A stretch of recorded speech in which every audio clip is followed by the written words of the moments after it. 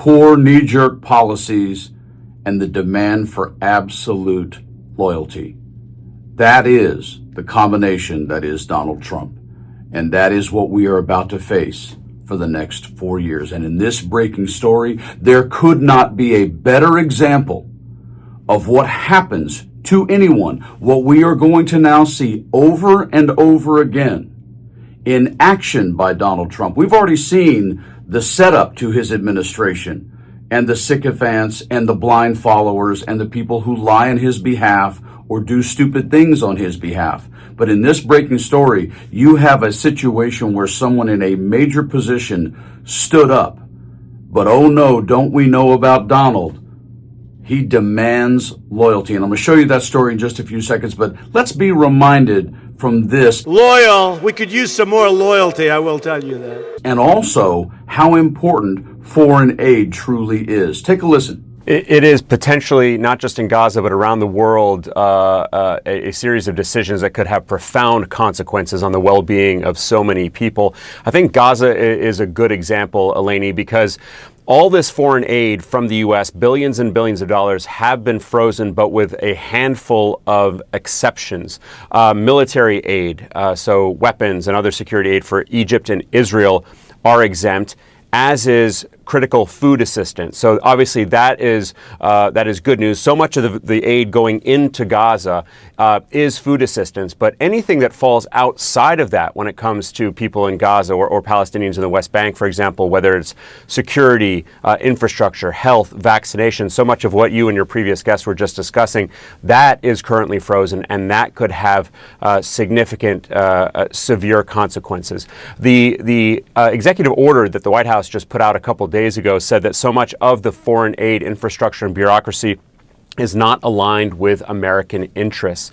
We also heard from the new spokesperson for the State Department, Tammy Bruce, saying just a few days ago that the United States is no longer going to blindly dole out money with no return for the American people. So another country that did not get an exception, Ukraine, of course, they're getting all kinds of military aid, but also billions in humanitarian aid that is critical, help for their infrastructure, for electricity, for schools, on and on.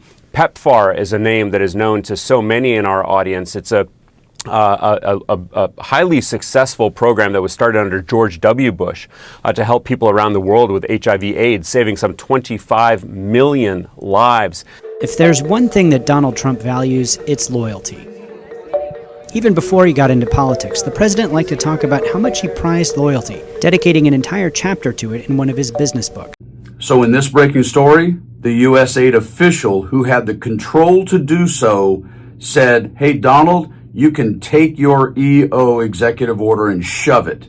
And here is the breaking story of what just happened. Breaking story: senior U.S. aid official ousted after fighting back against removal of career leadership. An order sidelining almost 60 senior career leaders at the U.S. Agency for International Development was temporarily rescinded Thursday by one of the few remaining senior career civil servants with the authority to do so.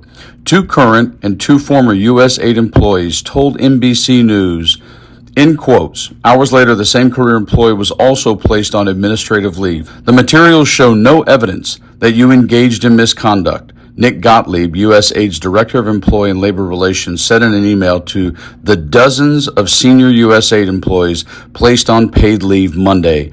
As a result, I no longer have authority to maintain you in this status. Gottlieb acknowledged that he did not know how long his decision would hold.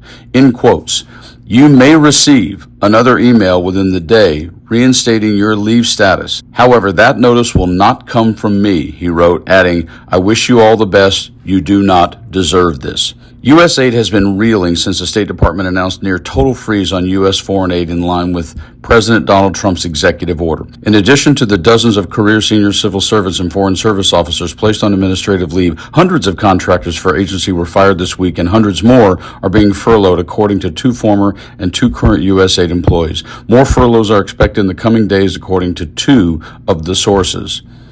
Hours After reinstating senior career leadership Thursday, Gottlieb was also placed on administrative leave for refusing a request from USAID's front office and Trump's newly created Department of Government Efficiency to issue, in quotes, immediate termination of notices to a group of employees without due process. He wrote in a farewell letter to all USAID employees reviewed by NBC, in quotes, "It is and always has been my office's commitment to the workforce that we ensure all employees receive their due process in any of our actions," Gottlieb wrote. "I will not be party to a violation of that commitment." On Wednesday, Secretary of State Marco Rubio issued an expanded waiver to the sweeping freeze of U.S. foreign aid to include all life-saving assistance. But so far, the exemptions to the executive order have not slowed the cuts to the U.S. aid workforce. In quotes, "We have this thing that I've called the foreign aid industrial complex. All of these entities around the world that are getting millions and millions of dollars from the United States," Rubio said in an interview Thursday with Megyn Kelly. "We have to make sure that it's aligned with our national interest, that we are prioritizing and that we're spending it on things that really matter and are really producing." A former USAID official, Jeremy Conandick, warned that the damage caused by the cuts to both U.S. funding of aid groups and staff of the development world cannot be easily reversed. In quotes, "There is a symbiotic relationship between the U.S. government and its nonprofit and contractor partners to implement U.S. foreign aid policy, to pursue humanitarian goals and global legal health goals abroad," Conandick, now president of the aid group Refugees International, said in an interview. In quotes, "It's very sophisticated, it's very intricate. If this goes on for really any significant amount of time, it will break the architecture of U.S. foreign aid that has been developed over 50 years." So when you look back on the Trump presidency of 16 to 20, what you saw was him putting a lot of people in positions, be it, White House spokesperson or a cabinet position or whatever it may be. You saw a lot of people who he just figured, well, this is a good person. They have experience. They have history. They have whatever. And so he got talked into putting a lot of people in those positions. But what Donald Trump really wants is to just be an unquestioned mob boss. And that's went sideways in his first term. And that's why so many of those people, not only he fired, but also those people who were still very questionable in character. That's why so many of them became convicted felons, whether it was Manafort or whoever it may have been. It happened a lot. But in this term, Trump learned all that now. So now he is going to make sure that every single person in every single position just does exactly what he says. And if you don't, he is simply going to play the reality TV show for 4 years of "you're fired." And you just saw it because a person who is a well-educated senior official doing the proper job, who didn't want to do and didn't believe and doesn't feel strongly about Donald Trump's decision, said, "No, F you." And Trump went, "Oh, no, you're fired." And it will not be the last time until he has every single sycophant marching to his every whim and order. Hold on to your seats, folks. Try to stay healthy, calm, breathe, enjoy your life. Stay frosty.